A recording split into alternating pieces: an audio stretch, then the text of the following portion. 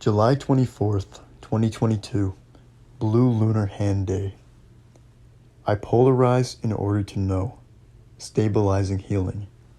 I seal the store of accomplishment with the lunar tone of challenge. I am guided by the power of self-generation.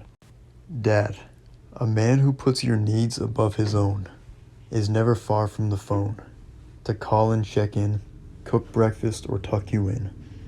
Been with you through thick and thin. Was with you all along while you discovered the light within.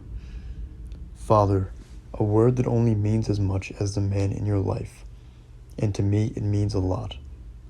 You'd have to go a little farther than the edge of the world to find a fitter father than my own. Anthony, the name he calls himself, a name upon 1,000 lips in 62 years. I'd put it top shelf.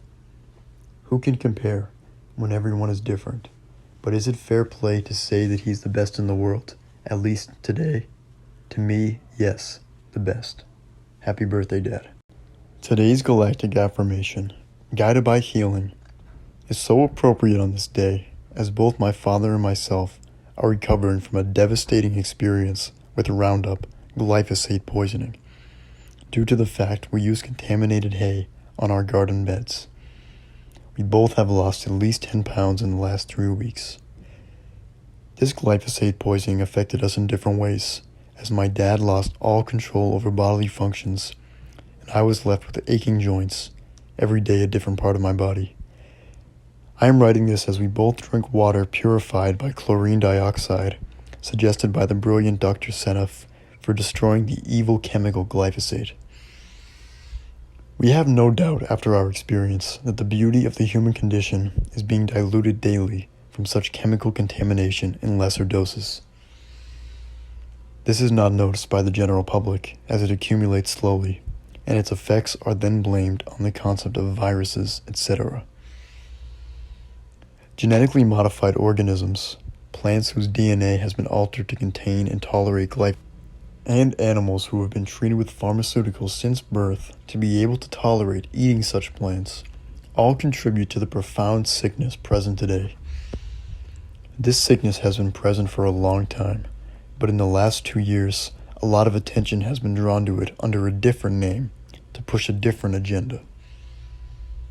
The result was people scared into hiding and emotionally devastated as their loved ones, particularly the elderly, suffered and died behind glass barriers and masks, unable to feel any human warmth in their last days.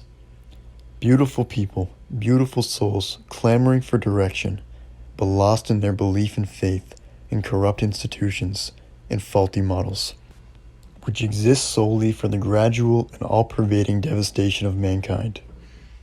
As I share my love and appreciation of my dad in this poem, he once again reminds me that he has lived through his own version of this lockdown, widespread sickness, and cancel culture in dealing with Boston politics in the last 30 years. He even survived an attempt on his life for not going along to get along with corrupt politicians and unions. Thankfully, he was in the best shape of his life due to daily cold showers, deep breathing, juice fasting and healthy diet, and a deepening connection with Source.